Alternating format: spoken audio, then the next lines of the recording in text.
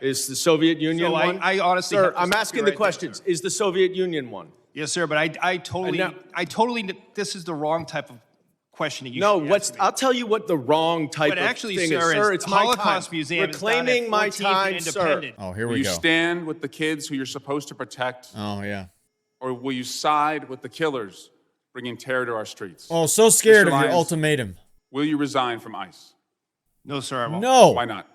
Because, sir, that child that you're showing right there, the men and women of ICE took care of him when his father abandoned him and ran from law enforcement. The most smug, cocky, idiotic Democrats, Representative Swalwell and Representative Goldman, think they are the moral standard in D.C. And they want to preach to the director of ICE, Mr. Lyons over here, and act like he's as bad as Nazi Germany, as the leaders in the Soviet Union. But he doesn't get intimidated because he's got more experience dealing with tough situations than a few little tough guys in a hearing. I think you guys will enjoy to see how he stands strong in it. And you're going to get pissed off, like I was, at the ridiculous stuff that comes out of these Democrats' mouths. It's itsSeanDaniel here. Make sure you hit the like button, like a lot of you guys do. Thank you so much. Now let's go. Mr. Lyons, what guidance have you given to your agents about asking people walking on the streets of America to show proof of citizenship? Sir, as I stated earlier, the men and women of ICE, deportation officers, special agents, we conduct targeted intelligence-driven operation. We don't walk around on the streets asking people about their American citizenship. Really? So all of those individual American citizens who have been randomly asked are lying. Is that what you're saying? Sir, if the men and women of ICE are conducting an investigation, whether it be for Title VIII immigration enforcement or Title 18 criminal enforcement, they'll ask someone their nationality. Right, but that's not targeted because they're asking all sorts of American citizens, including off-duty law enforcement. Now, have you directed at any point your agents under the Supreme Court's racial profiling ruling to only stop non-white people and those who look like immigrants to ask for their citizenship papers? No, sir, I haven't. Now, you are aware, of course, and there's well-documented, numerous well-documented instances of people, American citizens, being asked to show and prove their citizenship. Do you know what other regimes in the 20th century required similar proof of citizenship? It's ridiculous. Yes, sir. What? Sir, there was various nefarious regimes that did that. Is Nazi Germany one? Yes, but Is the Soviet Union one? I honestly... Sir, I'm asking the questions. Is the Soviet Union one? Yes, sir, but I totally, this is the wrong type of questioning. I'll tell you what the wrong type of actually, thing sir, is. Sir, it's my Holocaust time. Museum Reclaiming my time, sir. If you want to go see Reclaiming my Nazis, time, that's what Mr. it is. Chairman. It's not the men and women of ICE that are out there doing it every day. So to say that the men and women of ICE that can Mr. stop Chairman, us, I'm reclaiming my time. I would like my wrong. time back, please. He is wrong, and he has no awareness of the evilness that went on in Nazi Germany, the Soviet Union, to compare it at all to ICE. Just political theater. If you think with your brain, if you watch any documentary, read any information about what Nazi Germany did, about what the Soviet Union did, or like me, having been in those areas that were ruled by the Nazis in Europe, hearing stories from people that lived through that, you realize just how ridiculous this claim is and how disrespectful it is to the degree of the evil that went on under those regimes to compare ICE to that. Give me another 15 seconds because he was unnecessarily speaking. You said in your opening statement that references to ICE as the Gestapo or the secret police encourages threats against ICE agents. Yeah. 100%. The problem is you have it backwards, sir. Oh, here we go. People are we go. simply making valid observations about your tactics, which are un-American and outright fascist. So I have a simple suggestion. If you don't want to be called a fascist regime or secret police, then stop acting like one. But people are simply just observing what they are seeing. And that's why people are making those comments. I encourage Representative Goldman to go to a real fascist regime. I encourage him to maybe go to some countries in Africa, maybe in the Middle East, and see really what that means so he can get a reality check. Now, I was a prosecutor for 10 years, prosecuted mob bosses, organized crime, violent criminals, the actual worst of the worst. Oh, okay. Not a single criminal law enforcement agent that I worked with wore a mask to conceal their identity. Oh, here we go. But your department, which is a civil law enforcement agency, is defending the use of masks by your agents because of a so-called rise in threats and assaults against your officer.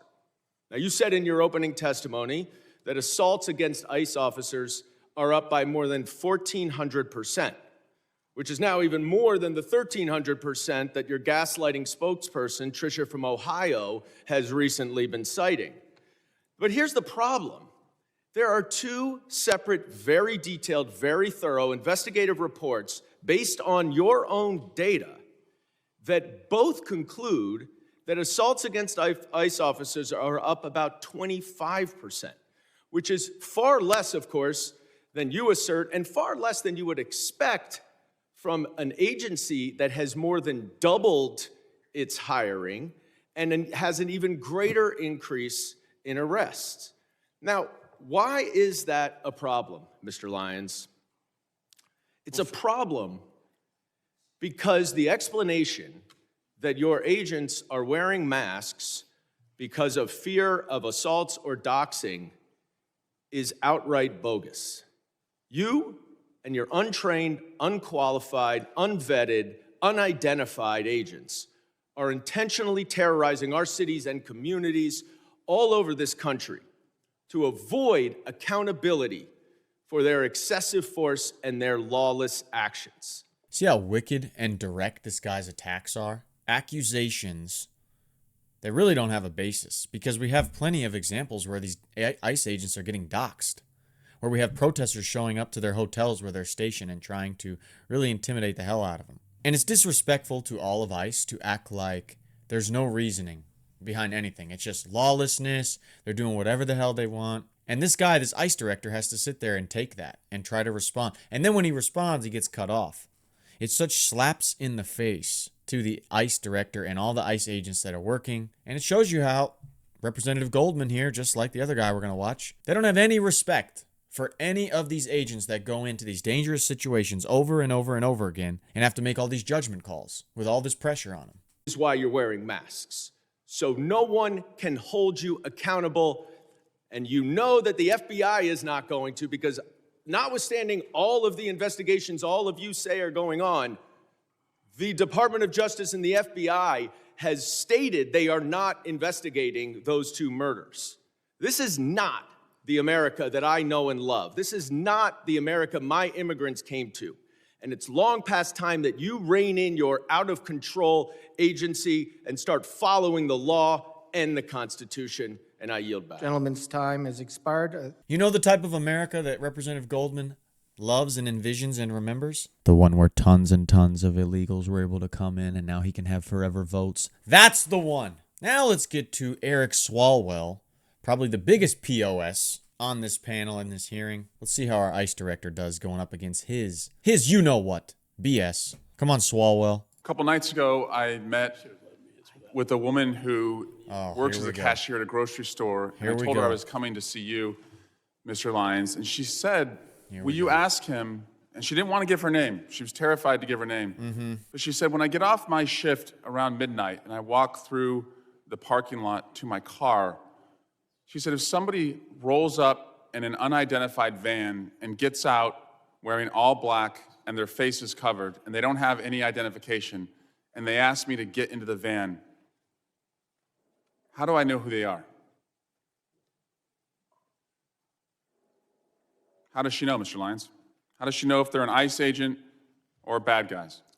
Sir, ICE agents have identifiable placards on their uniforms as well as their badges representative, but you won't see ICE agents rolling through the parking lots and just snatching someone up. ICE does intelligence-driven, targeted enforcement operations. Well, Mr. Homan and others have said that they target individuals based on the color of their skin and the accents that they speak, and that's why people are running through the fields and factories where they work. Lie. Tom Holman said there's a multitude of factors that contribute. That could be one of them. But he did not just say that. That's the first lie. Director Lyons, last year you said in Phoenix at the Border Security Expo that you wanted to see a deportation process that was like, quote, Amazon Prime, but with human beings. Mr. Lyons, how many times has Amazon Prime shot a mom 3 times in the face? Oh my God, bro. None, sir. But you're also... It's the square root of 0. That's right. Yes, sir. No, but if we're going to go down that route of my comment, I did say that comment. However, that comment was taken out. If you go back and watch the video, I did say that we need to be more efficient when it comes to removing individuals from the United States because ICE doesn't detain punitively. We detain to remove. I don't want to see people in custody. At the end of my statement was, boom. Again, to your point, it was a industry day for AI and efficiencies, but I did say at the end of it, but we deal with human beings, so we can't be like them. And speaking That's of the key part that you're leaving out. Well, speaking of human beings, yeah, how many times has Amazon Prime shot a nurse 10 times in the back? None. Bro. How many times has Amazon Prime dragged a woman out of her car by her hair and then dragged her down the street? None. The dumbest comparison. How many ICE agents have been fired for their conduct under your leadership? Sir, I can get you that data. I'll get that back to you. Is it more than 1? I'm not going to speak about personnel actions, but I'll get you that data. Can you tell us if at least, God, I hope at least 1 person has been fired for their conduct since these operations have begun? Are you telling us you can't even say 1 person's been fired? Sir, I'm not going to talk about personnel actions, but we will get back to you. But 2 people have been killed so far. Is that right? A nurse named Preddy and a mom named Good. 2 people have been killed so far. Yes, sir. Mr. Lyons, will you apologize to the family of Renee Good for being called a domestic terrorist by the president and his leadership? There we go. No, sir. Why not? Sir, I welcome the opportunity to speak to the family in private, but I'm not going to comment on any active investigation. Is she a domestic terrorist? Sir, I'm not going to comment on the investigation. And the president and Secretary Noem are elected officials. That's their right to their comments. But as career law enforcement, we won't speak to any. Do you agree with their comments? Sir, I'm not going to go ahead and talk about any ongoing investigation. Will you apologize to the family of Alex Preddy for also being called a domestic terrorist? Sir, again, I'm not going to speak to any ongoing investigation. Because Director Lyons didn't say that. Kristi Noem said that. Trump did not want to say it, by the way. Stephen Miller came out and said it. Trump did not go that far. But Representative Swalwell here, who's a real POS, does not point out all the ways that those people were getting involved in what ICE was doing and disobeying orders and trying to get all aggressive. You're staying on to lead ICE as a decision. And I've read your background. You have a decorated career. You've served in the military. Yeah. You are what I would call otherwise employable. I think most people would agree this is not the only job that you can get. But since you've been on this job, here we go. Women have been dragged by their hair through our streets. A 6-year-old child battling stage 4 cancer has been deported. And it turns out he was a U.S. citizen. People are running through the fields where they work. People who've gone to the streets as allies have been shot and publicly executed. It's a decision to stay on at this point. And considering your honorable service in the past and the dishonorable acts that those who have worked for you have conducted, and the disgraceful statements that the leadership above you have said, you now have a decision. Oh, here we go. Will you stand with the kids who you're supposed to protect? Oh, yeah. Or will you side with the killers bringing terror to our streets? Oh, so scared of Lyons, your ultimatum. Will you resign from ICE? No, sir, I won't. No. Why not? Because, sir, that child that you're showing right there, the men and women of ICE took care of him when his father abandoned him and ran from law enforcement. Time has expired. You never should have gone Gentleman's into custody. time has expired. I recognize the gentleman from Mississippi. Yeah, he's so scared of what you think, Representative Swalwell. You're a big threat. You're the big tough guy sitting up there. And also that 5-year-old, the father ran away. What the hell is ICE supposed to do? Just like leave him there? No, but it's all dramatization. It's all grandstanding. And good job on ICE Director Lyons for actually standing strong. Just saying, screw you, man. I'm not leaving. And your ridiculous framing of all this crap, discounting any of the other good we've done, and discounting any of the crap that they're facing, that ICE is facing. God, he's such a fake tough guy, isn't he? Swalwell? So bad. It's Sean Daniel here. If you guys want to see another video, I'll put the next one up from these hearings. Click on Brutus's face over here, and I'll give you some time to think about it right now. See you there.